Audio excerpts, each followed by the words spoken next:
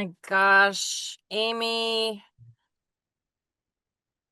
I cannot believe how much bad stuff has happened to our guest today for a really, really good human being.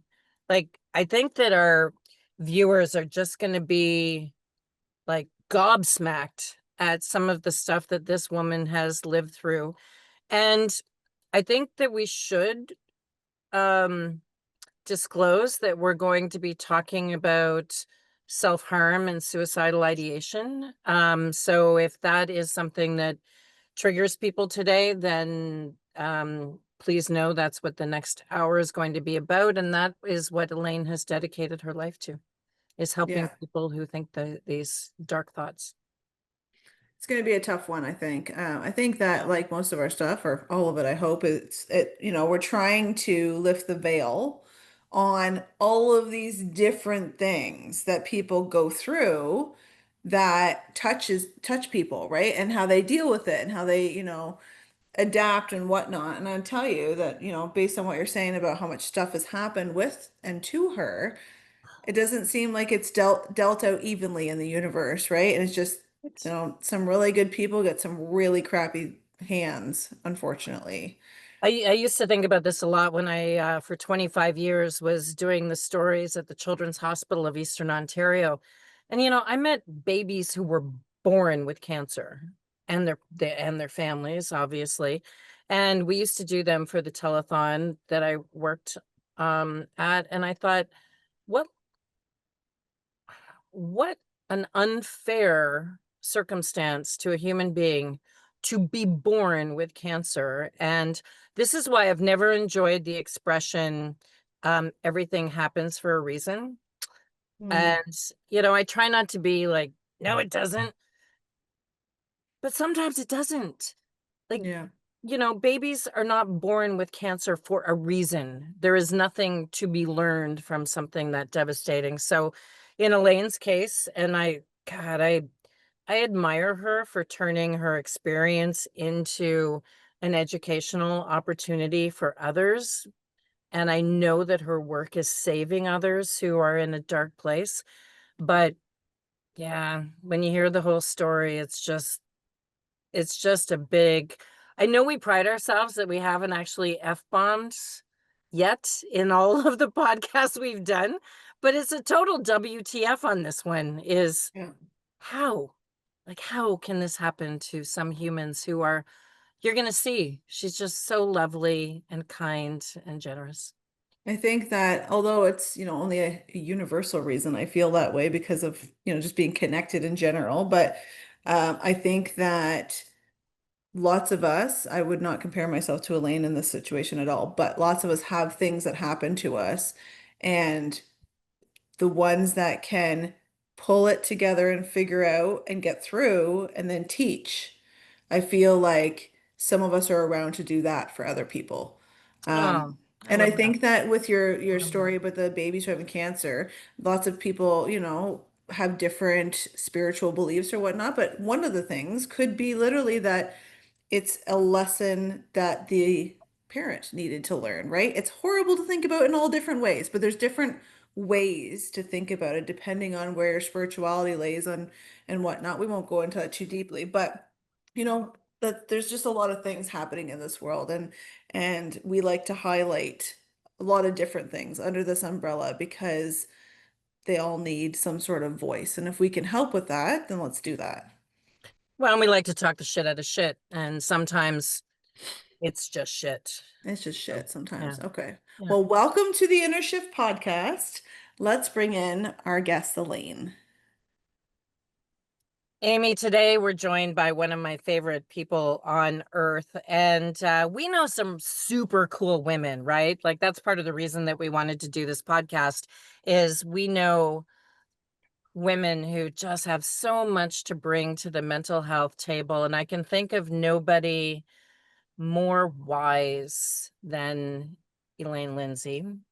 And I had the honor of taking her to a very profound experience at a cemetery. And that's when I really understood the magnitude of loss that Elaine has endured in her life. So welcome, my dear, dear friend. Oh, I thank you so much. I thank you again for what became a seminal point in my life. Can you share with people what happened with us that day and what I learned about what happened to you a long time ago? Absolutely.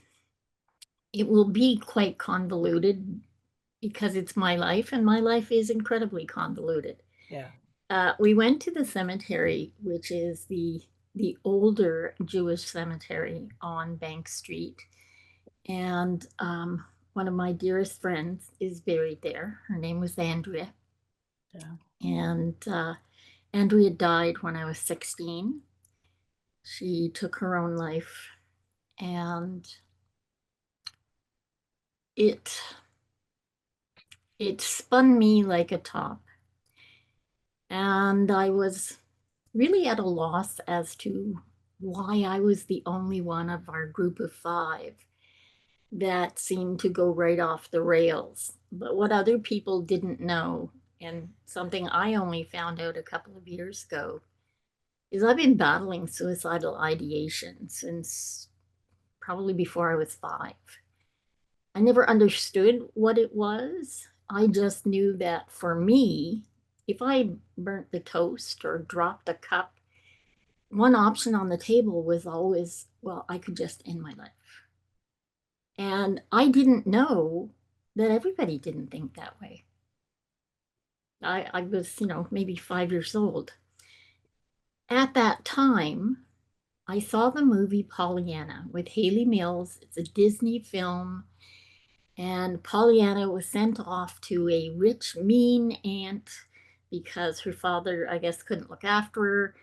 And long story short, her father taught her to play something called the glad game, to find the silver lining, if you will, to find the good in everything. And part of me latched on to that like it was my lifesaver. And for my whole life, not understanding or really realizing what was going on, but it's been this bizarre battle of the part of me that wants to die and the part of me that finds the good in literally everything. I was having one of the first sports medicine surgeries at Carleton University, and I thought it was great because I got to change the cassette player and got to see inside my knee where they were working.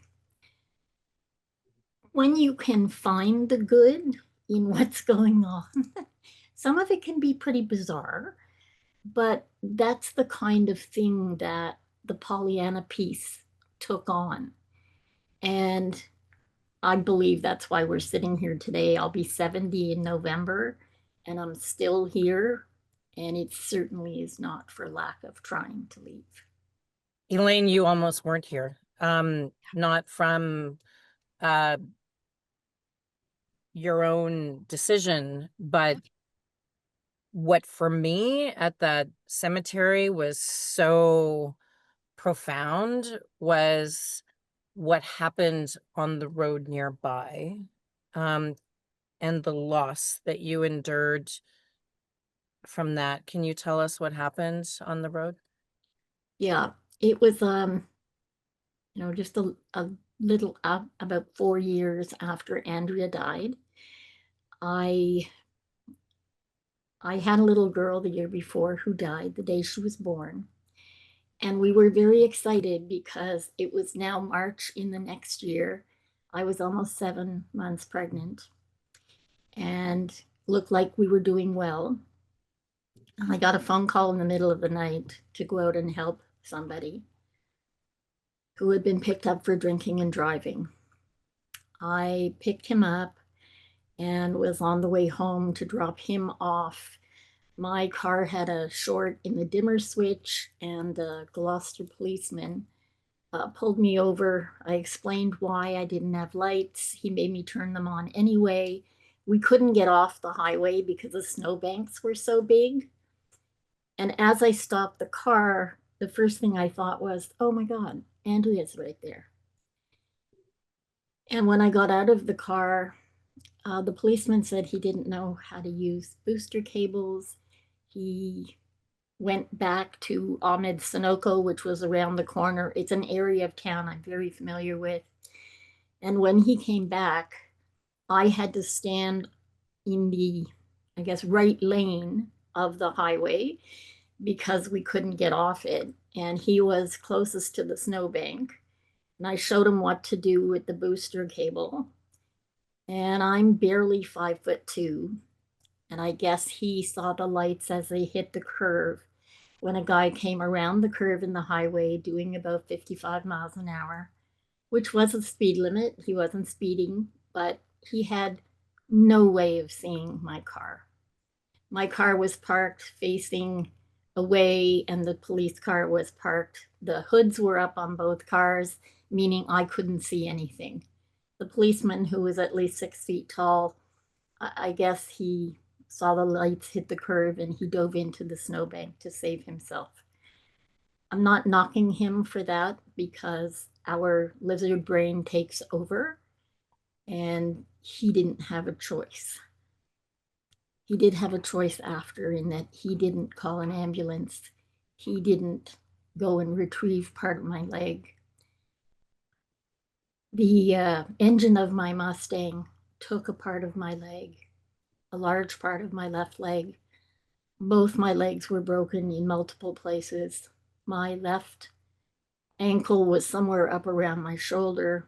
And I had on this big fur coat because I was lumbering. I was, 7 months pregnant.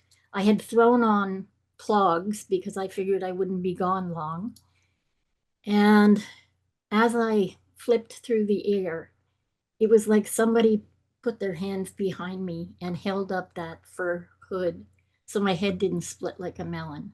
I firmly believe Andrea saved my life.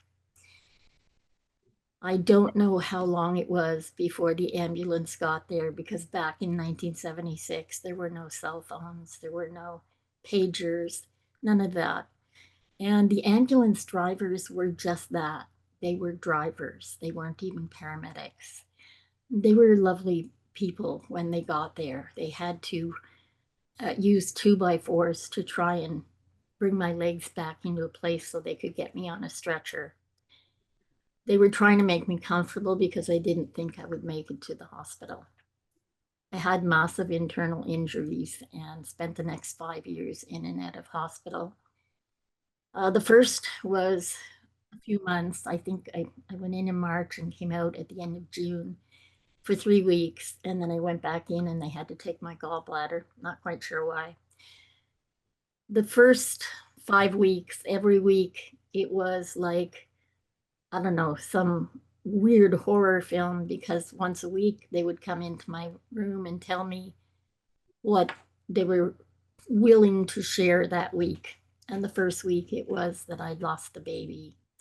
The second week it was that my shoulder was dislocated. That's why it was attached to me. The third week was my fractured skull.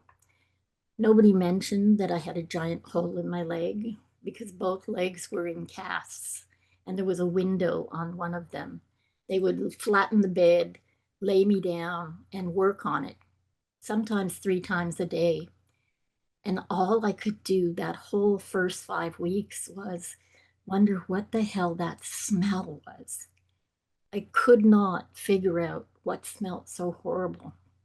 I learned later that that's gangrene, when your body's dying, when all the tissue is becoming necrotic. And so they started taking me to surgery every week for what they call debridement. And that's taking off all the dead tissue in the hole in my leg so that they can prep me for plastic surgery, which came later. It was, well, I suppose it would have been a lot more terrifying had I known, but I didn't find out for 5 weeks. And when I did, I kind of went off a little delirious. I had a high fever. I didn't speak for 3 days. I was just absolutely devastated. It was like the last straw. I thought I was these big blue eyes and these long, long legs for someone of 5'2". And now I didn't have the legs. I was just these eyes. And what was that? And for me, that kind of packaged the next 5 years of my life. I was very defensive. I was a nasty little monster because it was always about me saying the bad things before someone said it to me, before somebody noticed the damage, the scars, the holes. And for me, that was the biggest part. It's sad, but vanity is a horrible thing.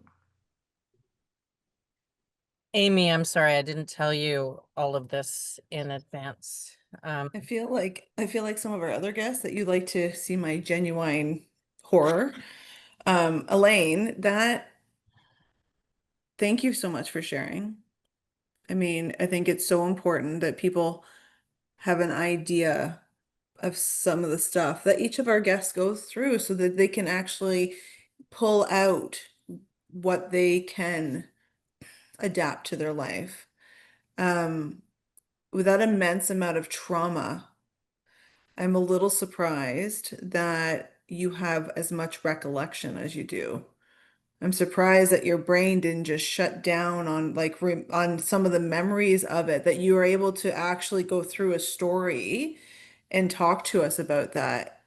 It wows me that you were able to persevere also mentally to be able to, you know, capture that moment or long moment in time and not completely shut down. What did, when you were, in the midst of it, what did healing look like for you in that time mentally? And like, what does it look like today? Like, what got you through the day mentally? Like, A couple of things I got to unpack there. This isn't the big bad thing that happened to me. This is the forerunner to life getting hard. And I think, well, most of the family says it, okay? I am a stubborn cuss, okay? Thank I God. Thank God you were. yeah, I, Because I, I, I know what's about to happen next in this yeah, story, and thank God you're stubborn. yeah. It's those 5 years were so tough. By the end of it, I had had cortisone shots in my legs every month for 5 full years. I had no kneecaps left. I had no cartilage in either leg. I had had multiple plastic surgeries and they couldn't quite get things to fit. My dad said to tell people I got bit by a shark because it's a much better story, and he's right. Two sharks. Two sharks. Two sharks. But what came out of it, sadly, there was a lot of good in there. It's not all bad in there. I mean, I ruined one marriage. I got married again. I had another child. I already had a beautiful little girl. And things were getting a bit better. I was managing. I couldn't ride or ski or skate anymore, but it didn't stop me from doing other things. Although I did try to ski, that wasn't pretty. 5 years later, I now have a little boy and my daughter. And because of the cortisone and the fact that I couldn't do what I used to do, I had put on an awful lot of weight. And like I said, vanity's at the core of this story, sadly. And I absolutely hated me. I had taken on the role of victim. And when I looked in the mirror, all I saw were scars. All I saw was what was missing. And it made me, I think, pretty horrible. I had been, I guess, watching TV and I heard about people getting their stomach stapled. I thought, this will be my answer. This will make me like me. For And weight when loss. you, For weight loss, you mean? yes, for weight loss, I understood that this was going to make everything peachy.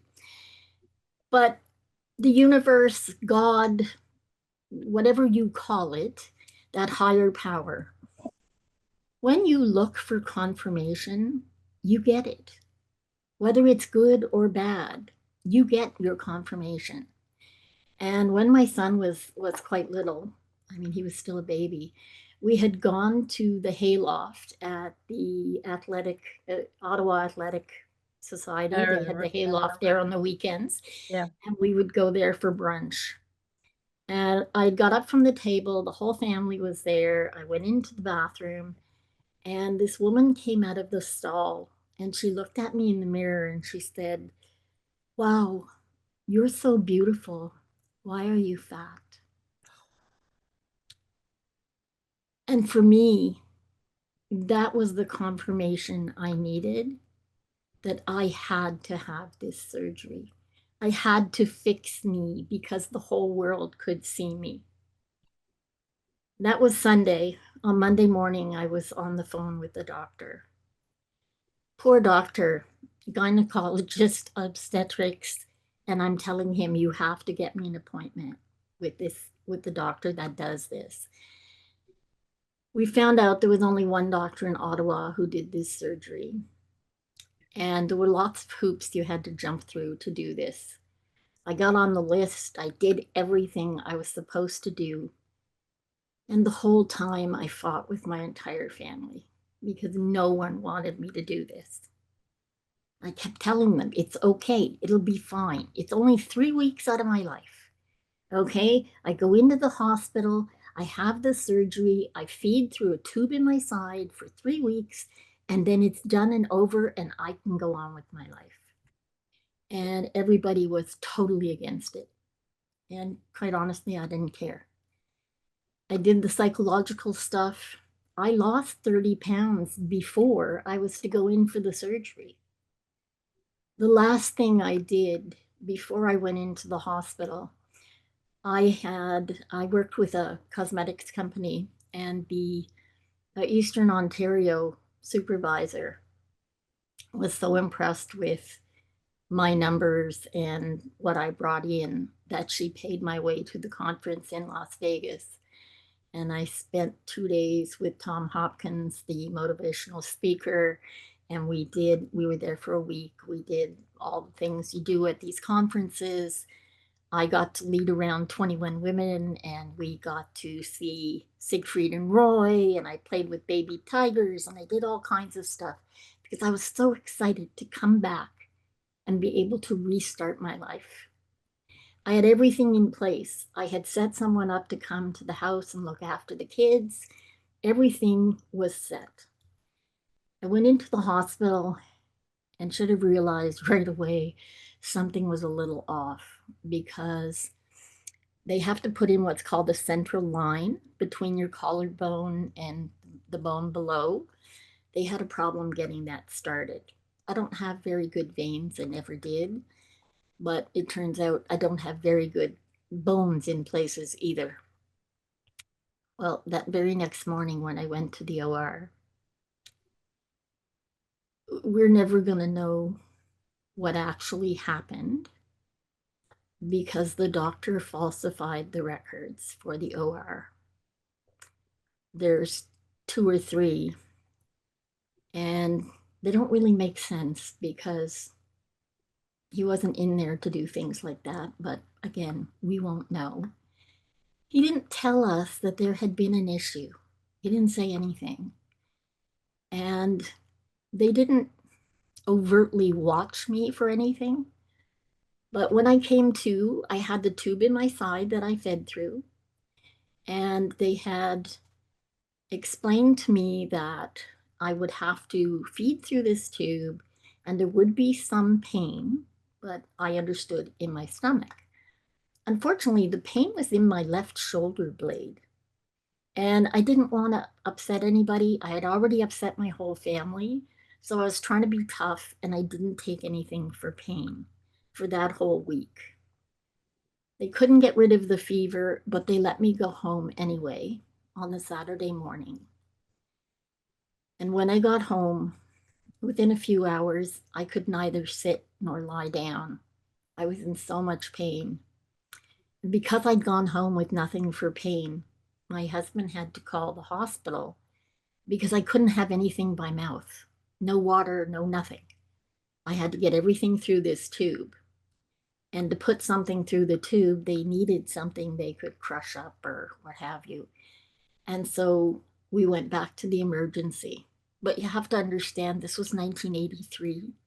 This was an experimental surgery. And I didn't know at this point. He'd already killed 2 people in a cohort of 37. The people at the hospital were absolutely at a loss as to what to do with anybody from this program because they didn't even understand what was being done. And the doctor who saw me kept me for about 2 hours. He gave me a shot because he said he could see I was in absolute agony. And then he decided he gave my husband a prescription that we could go fill, and my husband could cut them up and put them through my what's called a J tube in my side. And he said, okay, you can get dressed and go home. And when he opened the curtain to walk out of where the bed was, one of the residents that had been in the surgery with me walked by. And I didn't see him at first. My husband did. And my husband said he didn't know why or what, but the look on this guy's face absolutely terrified him. And within 5 minutes, the whole place had turned upside down. They were telling us I couldn't leave, and they were calling doctors, and they called the head of X-ray, and all this furor. And I just kept saying, no, no, he signed me out. I want to go home. Like, I'm good. Okay, I have something for pain. Let's just go. And of course, I didn't get to leave. The next morning at 7 a.m., I was rushed back into surgery. Now, this is kind of where it gets like a song refrain or a bridge, because we'll never know what he actually did in there. Again, I think there was 3 OR reports for this one. Turns out, whatever he did or didn't do, he left the pouch that he'd created. You see, they used a machine called a trocar, and it punched 2 circular holes in either side of the stomach. And when it punched the holes, it actually stapled them shut. And then they would tie part of it off with omentum, which is in your body. Whatever happened, it's like somebody was holding it wrong. So one circle was a circle and the other one was an ellipse. And it meant there was a hole. So there was a gastric leak happening. The doctor who did this, he wasn't really big on checking his own work because he felt he was, I guess, really, really good at everything. So he didn't test it when he closed me up the first time. I don't know what he did the second time. I just know I woke up in a cancer ward in a room with 3 palliative people who all died within 3 days. I was 27 years old, and I didn't think I was ever getting out of that hospital. I already knew something was very, very wrong. 2 days later, I was having trouble breathing, and they brought in, I don't know, another surgeon who had my husband hold me over the tray table while they cut into my side and put in a chest tube because my lung had collapsed. I developed an abscess on my left lung. I don't know before or after they did that. And I was going septic. I had developed peritonitis, I guess, at this point. And it was 2 days before my daughter's birthday. On the morning of my daughter's birthday, Dr. Sapala, who was the head of the X-ray department, took me back in for what he called a gastrographin swallow. And he explained to me after that I was dying and I had to have more surgery so that they could save me because I'd be gone before the end of the day. And I got a nurse in the hallway and I asked her for a phone. And I phoned my husband and then my father. And I told them both I would never talk to them again if they signed for this surgery to just leave me alone. Uh, you're talking to me because they don't listen very well, which is a good thing. I just was so tired of people cutting holes in me and poking me and taking things out and God knows what. It didn't make any sense to me. But later that day, my parents took my daughter out for dinner while my husband paced the halls, and they took me into surgery for the third time. We all know the refrain here.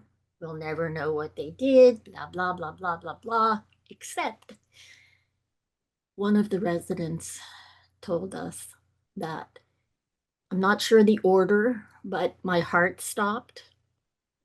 And when it did, the doctor who was being investigated, I guess he thought this was his opportunity to cover his tracks because he took it all apart. So I only had my stomach stapled for 20 days. Before he was finished, somebody got my heart started, which I'm sure quite annoyed him. And he had to stop what he was doing. I guess he had to come up with a different plan because now I was going to still be around. And I suppose that was a problem.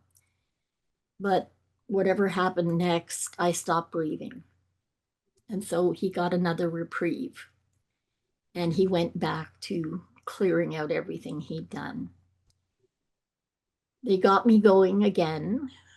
And in that moment, I guess he was just in such a panic. He called the thoracic surgeon and brought him in. And this surgeon slit my throat and diverted my esophagus out my neck. He wanted no secretions to get to the stomach, I guess, to allow it to heal now, because he had put it together and taken it apart and butchered it so much that the tissue was what they call friable. I could now be a starting doctor. And all of that meant they couldn't close me. So they had to get packing and just pack me from stem to stern, which was all the way up, and leave it open with something that's called Macaulay bridges. You know, suntan studios where they have those little glasses they put on you? It looks like that, only bigger. And they just kind of hold whatever in place a bit, I guess. Not attractive at all. When I came to in resuscitation, I was actually in ICU. I think I was there for 11 days. And my poor mother, who cannot stand anyone in the family to even have a cut finger, had to sit by my bedside with me wide open because they couldn't chance putting covers or anything that would cause infection on me. As my neck gurgled, because like saliva gets produced whether you slit somebody's throat or not, and all over me, I had something called Jackson Pratts. They look like hand grenades and they have little tubes attached to you. I had 4 of those. I had a great big tube on my right side. We're never sure exactly where he went, but he stayed for 7.5 months. So I called him Hugo because you go where I go. And there was another one on the left side. Still don't know where he came from, but there were so many tubes stuck into the wall that they had to bring in 3 gravity machines because they didn't have any more places in ICU to be able to stick them on the wall. And sorry to get gross, but I don't know how a doctor didn't realize that saliva is kind of like battery acid, okay, on your skin. As it bubbled out of my neck, it was eating my skin and blistering and leaving horrible marks. So by the time I left ICU, I was welts and blisters and everything all over my chest. And they took me up to a ward room, and some of the nurses on the ward who felt very bad for what had happened, they got together, and on the third day, as the visitors were leaving, one of the nurses came in and she said, as soon as the visitors are gone, we have a surprise for you.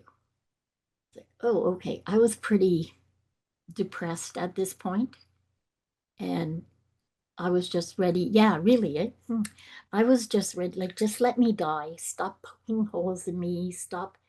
They would come and they had to, I don't know, do something on my side. And the resident said, oh, we're just going to go ahead and do it. We're not going to wait for freezing. It'll take too long. You've had this done before. I felt like a piece of meat. And I've said for years that people who work in hospitals, nurses, residents, all of them, you need to be a patient for 48 hours and have all of these things done to you at least once so that you can understand we're not pieces of meat. We're human and we have feelings. Elaine, can I just jump in Yes. about those feelings? Is uh you turn this horrific thing, and then first of all, the doctor was held accountable, which I know from you telling me that. But how did you turn this into your podcast and your business of helping other people with suicidal ideation? Well, the undercore of all of that and the ongoing, every time I turned around, somebody was hurting me more, meant I just wanted to die. Okay, on the daily, at least 5 times a day. And it became such just a miasma of pain. And I lost the Pollyanna in me. Mm, yeah. And that, I think that was the hardest part. The hardest part for me to go through was I don't think I played the glad game for like 5 months at all. And I can remember my mom saying, you're just not you. And I don't know, at one point, one night, I just thought, no, he's not going to win. I'm, I'm staying. I'm going to make the best out of this. And that takes me quickly back to those nurses who brought me popsicles and towels so that we could stuff them around my neck so I could eat the popsicles that night. And they would go onto the towels.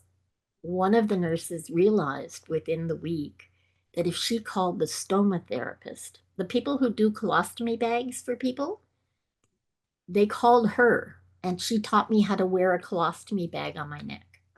Oh So God. yeah, well, it caught all the crap, sorry to be gross, but I'll tell you, it is a bitch to accessorize. It was clear plastic, it was ugly as sin. Get some bling on there or something. We Well, gotta that's bedazzle what the it. kids said. I should have. Bedazzle your colostomy neck bag. That Yes, I just don't think sounds they like a had whole new, bedazzlers in '83. no fashion statement for Yeah. what is that thing, the Met Gala? I want to see that at the Met Oh my Gala. God, I could have slayed at the Met I Gala. know. But Elaine, because we're running short on Yes, time, I do want you to talk about your organization. yes. Anyway, I didn't tell anybody anything to do with my story until 2013. I had never said a word. I didn't realize even my kids didn't know most of it.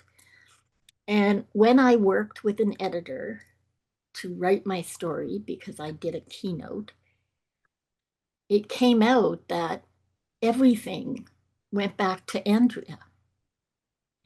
And the fact was, every time that I got close or went over, they gave me charcoal one time. And you become an incredible actress when you're trying not to let people know how often you've tried to leave. But all of that was Sorry, the charcoal is from a drug overdose. Got it. intentional, Yep, very, very intentional. got it. Civic Hospital. Anyway, Andrea would always be in my ear when I'd prep to go to end it to whatever. She'd be right there saying, hang on, you hated when I did it to you. You know what it feels like. Are Yeah. you really going to do that to the kids? Yeah. The hut? Are you really going to do that? And so at the last minute, always, it was like she gave me the best, worst gift in the world. And in 2018, I was invited to LinkedIn for a tour for the day in Toronto. And I went down on the train. And when I got there, I just had a new phone and I stopped to get a phone case. And I bought a Kate Spade. I'd never bought anything Kate Spade, not my style. And the guy at the counter said, oh, it's so sad. I just heard on the news that she took her life this morning. And I thought, oh my God. Yeah. And on the way home on the train, that kept playing over and over in my head. Yep. Within a few days, Anthony Bourdain took his life. Yep. And it was like, okay, Andrea, I get it. I have to do something. I can't just stand by and let people die when I know exactly what it feels like to want to go, but I know what it feels like instead to stay. And I owe it to Andrea to do this. And So what does so your organization do? Suicide Zen Forgiveness is a podcast. I share the stories of Well, we'll suicide share the loss. link to it. Yeah, suicide loss, ideation, and by extension, mental health. It's szf42.com is the address. It started out as the podcast because I didn't know how else to get the information out there. And as I learned more and more how bad the stats are and how many people we lose, I was getting more and more people because, in all honesty, you can't talk to three people without one of them having lost at least a friend. But here's the kicker. I have. Yeah. Yeah. Okay. I lost a family member. Yeah. Yeah. Okay. Well, here's the kicker that I didn't say for such a long time. I lost 5 people after Andrea. Well, before and after, before I was 30 years old. And that for me was no, this is not right. If I've lost this many, how many other people are losing people every day? Children, parents, siblings. This isn't right. And the biggest issue we have is we don't talk about it. So I have a hashtag. It's called conversations. We need Cool. to have conversations with everyone. Anybody who knows me knows that I will go on social media at odd times and I will send you a flyby hug, or I'll ask how you're doing, or I'll send some little something because nobody should be alone because you matter. Each and every one of us on this planet matters. And if you can put a smile on someone's face, if you can take 10 minutes and listen to a stranger, I mean, really listen, you could save a life and you could offer them hope. And that's the most Right. How do wonderful we thing in do the world.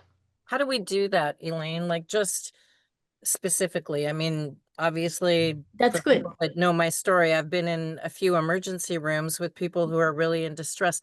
Yeah, How do we do that to touch another person? Like just ask them because like when you absolutely. ask somebody like, "How are you?" What do we do? We're fine. Yeah. We're And it's like, no, I really want to know how you are. I'm here to listen. And what I take it one step further because you know me, I try to be funny in all kinds of places. For me, I tell kids, I tell everybody, I will duct tape my mouth so you know I will listen. I won't talk because no one wants your solutions. No one wants your story of what the hell happened to you. They just want you to listen. And if you're walking down the street and you see a homeless person or an unhoused person, give them 5 minutes of your time. Just go ask them, how's their day? Can I get you a coffee? Like, that's it. I'm not asking for anything big. That might be the nicest thing that happened to them all week. And it goes to the server in the restaurant. You know what? When you go into, I don't care, McDonald's, ask for the person's name. And when you leave, say thank you and their name. Okay? The sweetest sound anyone ever heard was the sound of their own name. My God, it costs you nothing to do that. And yeah, a lot of people look at me like I'm nuts. And I'm okay with that. I am okay with that. Because more times than not, when you see people from afar, they're then smiling. And that's the greatest gift in the world for both of us. Elaine, if we have people in our circles and our colleagues, friends, family, um, that we might be concerned about, are there any signs specifically that we should be looking for? Absolutely. Okay. When people are pulling away, when they back out of things you want to do together, when they've always gone with you. And the fact is, it's not true. If you ask someone, are you okay? Are you feeling suicidal? That's not something people think, oh God, I better not ask that because I'll make them sick. That's not true. Okay. Like, are you having a hard time? Are you struggling?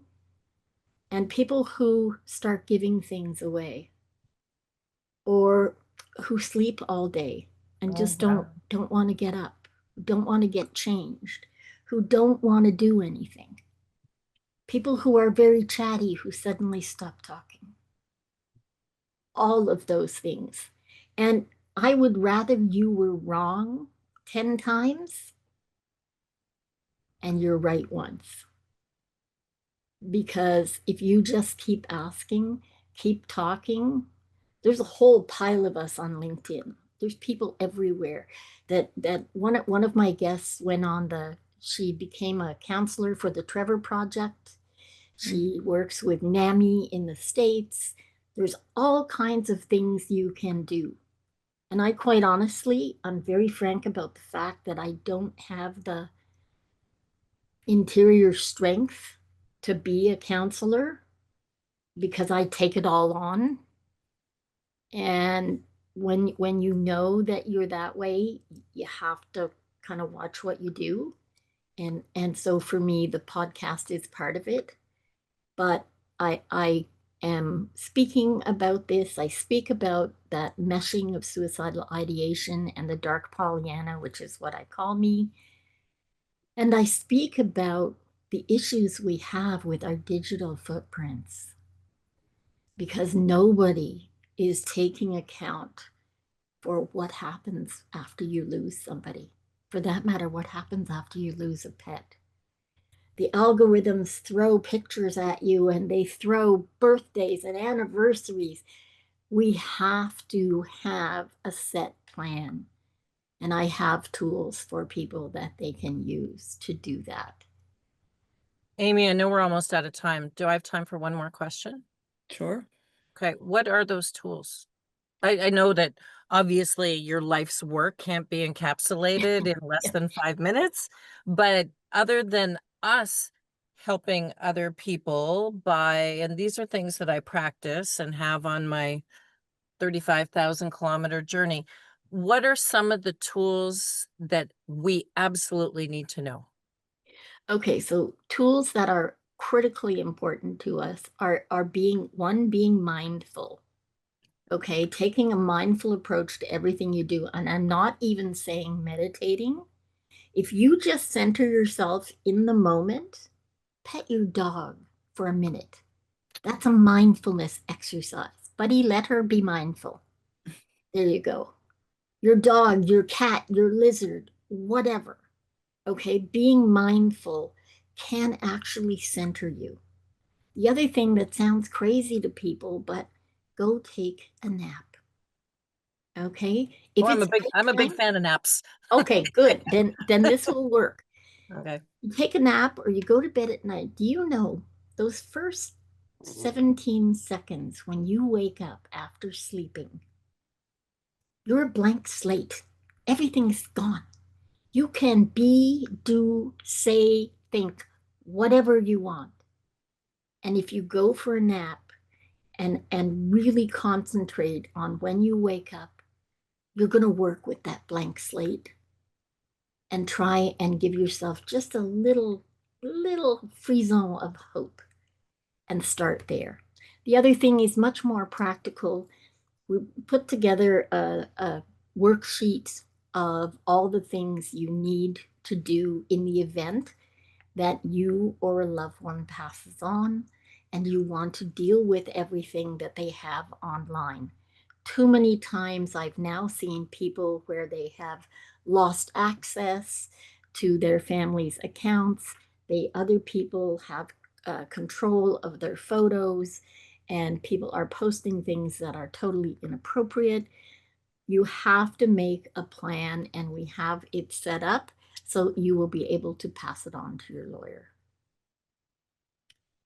So, first of all, thank you. And Amy, sometimes I don't entirely brief you because it's not because I am cavalier about it. It's how much information Elaine shared with us, everything from medical malpractice to trying to take her own life. And I think sometimes the horse's mouth is a good place to start, not mine.